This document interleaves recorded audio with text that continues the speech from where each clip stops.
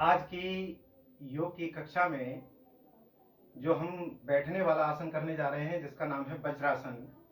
और इस आसन की विभिन्न प्रकार की जो मुद्राएं हैं, इस आसन के साथ में और कौन कौन से आसन किए जाते हैं इसके साथ, उन सभी को समूह के रूप में हम करेंगे। तो वज्रासन, वज्रासन जैसा कि हमें पता है, नाम बता रहा है वज्र, शरीर को वज्र बनाने वाला। यही एक ऐसा आसन है जिसको हम खाना खाने के बाद किसी भी समय कर सकते हैं। इसको करने से हमारे गैस की है, कब्ज की है, एसिडिटी है, जितनी भी समस्याएं हैं पाचन से संबंधित, वो सब दूर हो जाती हैं।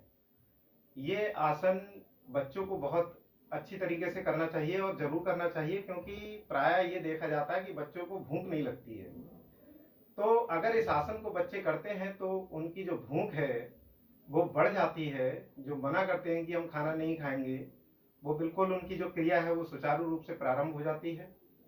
और बड़े लोगों को इसलिए भी करना चाहिए क्योंकि इससे बहुत सारी समस्याएं हैं, जैसे हमारा मन की शांति है, रीढ़ से संबंधित समस्या है, डायबिटीज से संबंधित समस्या है, कमर से संबंधित समस्या है, थाइस से संबंधित समस्या है, पैरों की तीलियों से संबंधित समस्या है, तलवों से संबंधित समस्या है। ये सभी के लिए जो है बहुत ही फायदेमंद आसन है।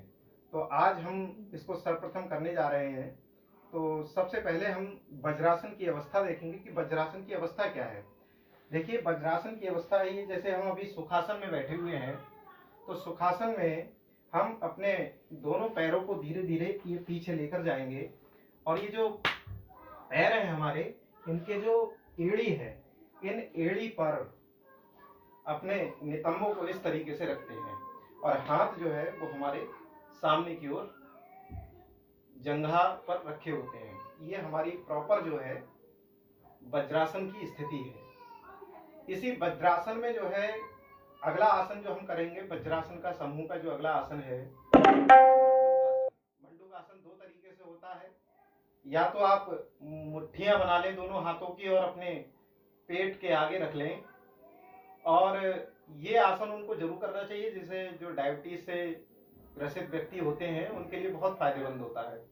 और उसको सांस भरकर और अपने हाथों से जो है मुट्ठियों से पेट को अंदर की ओर हल्का सा प्रेस करके, और फिर उसके बाद में सांस को भर के, और फिर उसके बाद धीरे धीरे अपने शरीर को आगे की ओर, नीचे की ओर ले जाना होता है। ये इस तरीके से होगा, जैसे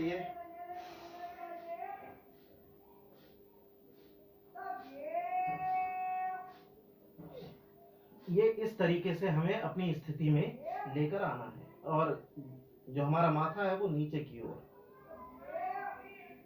ये इस तरीके की स्थिति इसमें रहती है।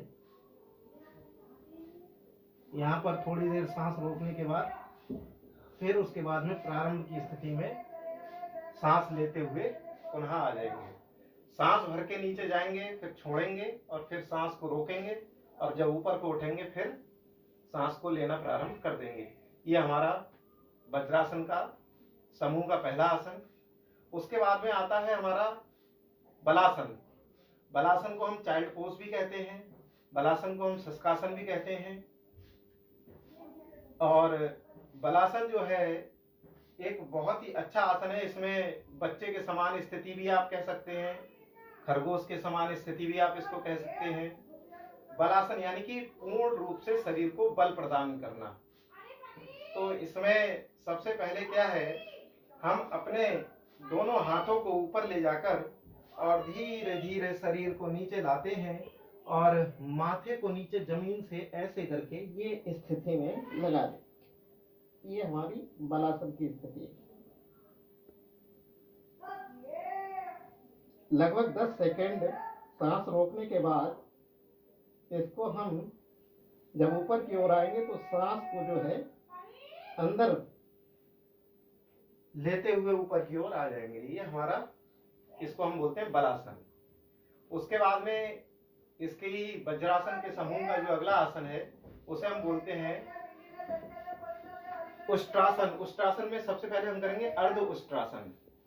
तो अर्ध उष्ट्रासन में क्या है, हम अपने दोनों हाथों को पीछे कमर की साइड में इस तरीके से रखते हैं और शरीर को पीछे की ओर लेके जाते हैं। ये कहलाता है हमारा अर्ध उष्ट्रासन। थोड़ी देर सांस को रोकते हैं और उसके बाद में सांस भरते हुए पुनः प्रारंभ अवस्था में। ये सभी आसनों को लगभग 4 से 5 बार प्रतिदिन करना चाहिए। आपके शरीर में जो भी कोई समस्या है बिल्कुल अच्छी तरीके से सब समाप्त हो जाएगी। और बच्चों को बहुत अच्छे तरीके से और डेली करना चाहिए, जिससे कि उनके शरीर में लचक आना प्रारंभ हो जाएगी और किसी भी प्रकार की कोई भी बीमारी उनके शरीर में नहीं होगी। अब अर्ध उष्ट्रासन के बाद अगला हम करते हैं पूर्ण रूप से जो उष्ट्रासन है। तो उसमें क्या करेंगे, हम दोनों हाथों से अपने पैरों की एड़ियों को पकड़ते हैं। ये देखिए, ये और ये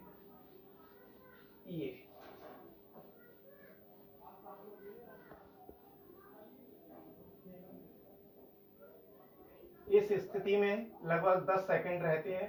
रहने के बाद सांस को भरते हुए पुनः अपनी प्रारंभ की स्थिति में आते हैं। तो ये सारे जो आसन हैं वो हमारे वज्रासन की स्थिति के आसन हैं। मेरा आप सभी से निवेदन है कि आप इन आसन इस प्रकार जो है वज्रासन भी करें और वज्रासन के समूह के जो भी आसन हैं जो मैंने आज बताए हैं उन सभी को आप अवश्य करें। धन्यवाद।